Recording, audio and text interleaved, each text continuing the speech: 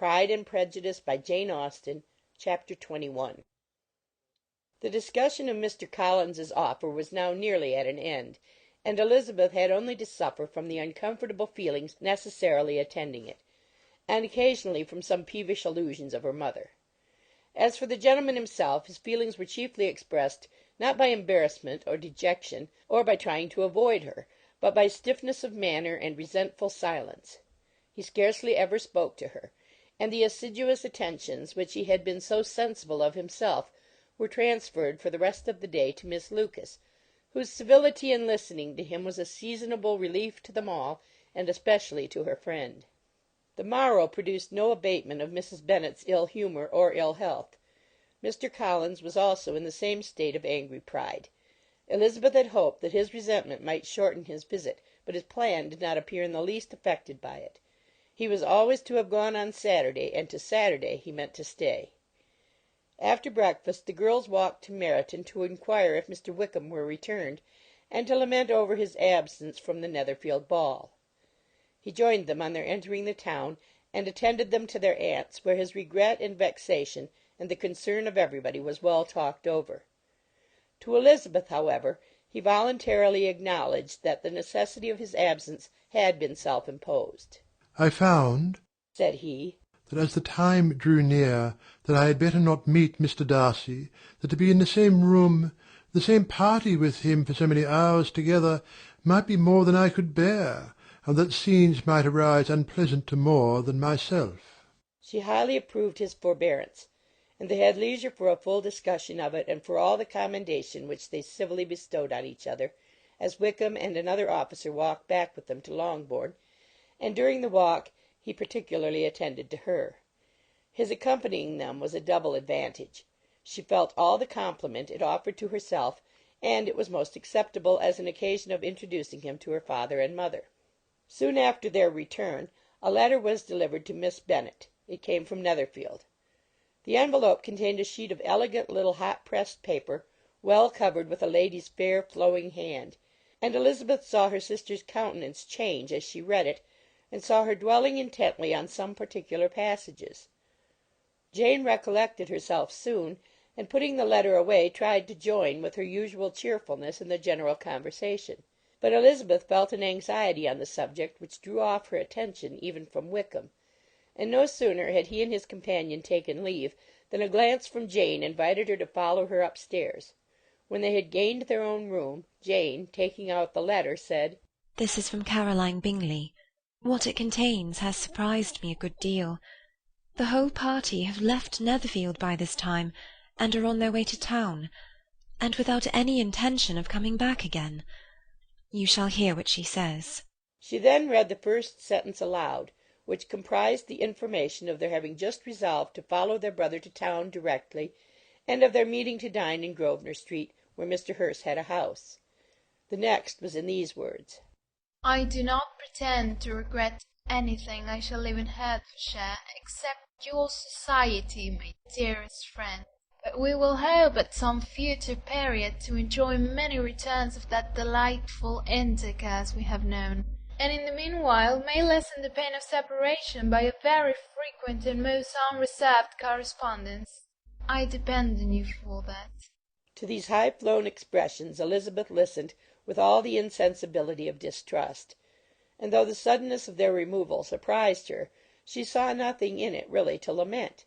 It was not to be supposed that their absence from Netherfield would prevent Mr. Bingley's being there, and as to the loss of their society, she was persuaded that Jane must cease to regard it in the enjoyment of his. "It is unlucky," said she, after a short pause, "that you should not be able to see your friends before they leave the country. But may we not hope that the period of future happiness to which Miss Bingley looks forward may arrive earlier than she is aware, and that the delightful intercourse you have known as friends will be renewed with yet greater satisfaction as sisters? Mr. Bingley will not be detained in London by them." Caroline decidedly says that none of the party will return into Hertfordshire this winter. I will read it to you. When my brother left us yesterday, he imagined that the business which took him to London might be concluded in 3 or 4 days. But as we are certain it cannot be so, and at the same time convinced that when Charles gets to town he will be in no hurry to leave it again, we have determined on following him thither, that he may not be obliged to spend his vacant hours in a comfortless hotel. Many of my acquaintances are already there for the winter. I wish that I could hear that you, my dearest friend, had any intention of making one of the crowd, but of that I despair. I sincerely hope your Christmas in Hertfordshire may abound in the gaieties which that season generally brings, and that your beaux will be so numerous as to prevent your feeling the last of the three of whom we shall deprive you. It is evident by this, added Jane, that he comes back no more this winter. It is only evident that Miss Bingley does not mean that he should. Why will you think so? It must be his own doing. He is his own master. But you do not know all. I will read you the passage which particularly hurts me. I will have no reserves from you. Mr. Darcy is impatient to see his sister, and, to confess the truth, we are scarcely less eager to meet her again.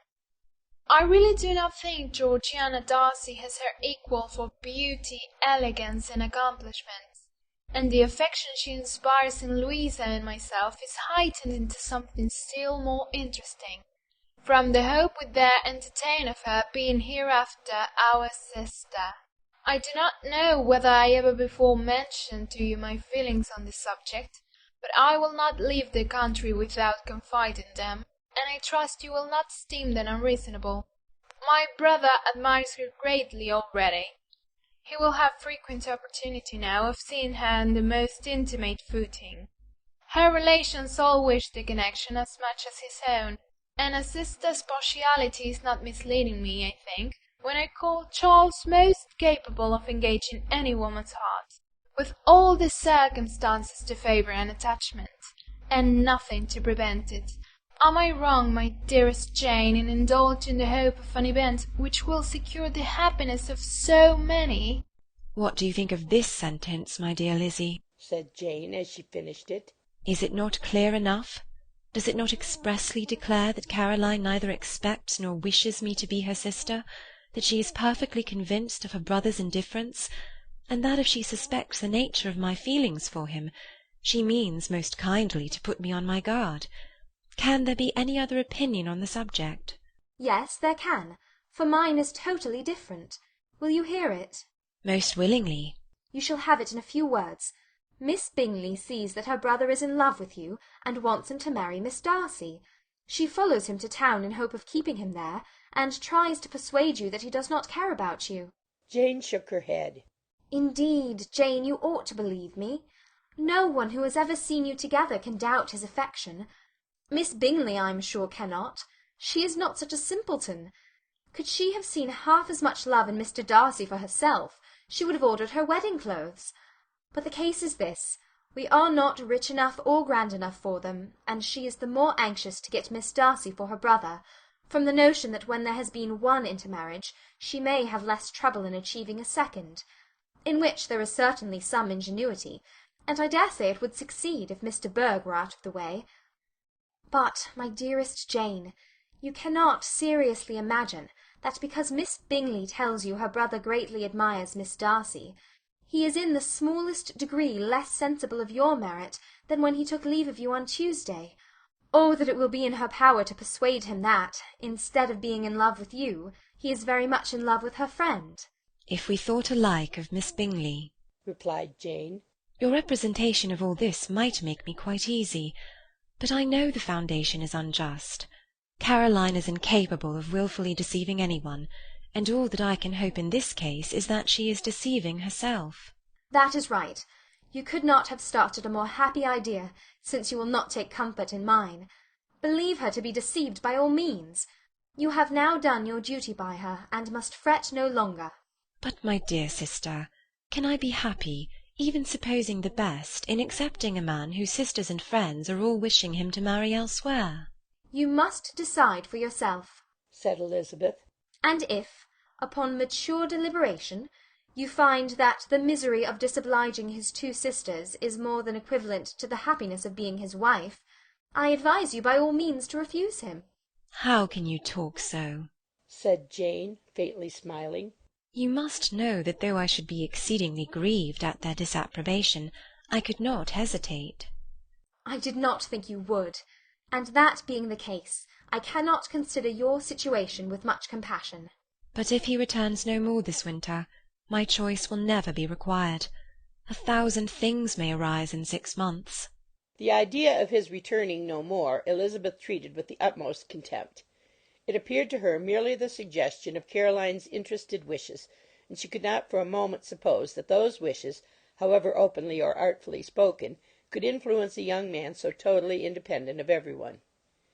She represented to her sister, as forcibly as possible, what she felt on the subject, and had soon the pleasure of seeing its happy effect. Jane's temper was not desponding, and she was gradually led to hope, though the diffidence of affection sometimes overcame the hope, that Bingley would return to Netherfield and answer every wish of her heart. They agreed that Mrs. Bennet should only hear of the departure of the family without being alarmed on the score of the gentleman's conduct. But even this partial communication gave her a great deal of concern, and she bewailed it as exceedingly unlucky that the ladies should happen to go away just as they were all getting so intimate together. After lamenting it, however, at some length, she had the consolation that Mr. Bingley would be soon down again, and soon dining at Longbourn; and the conclusion of all was the comfortable declaration that though he had been invited only to a family dinner, she would take care to have 2 full courses. Chapter 22.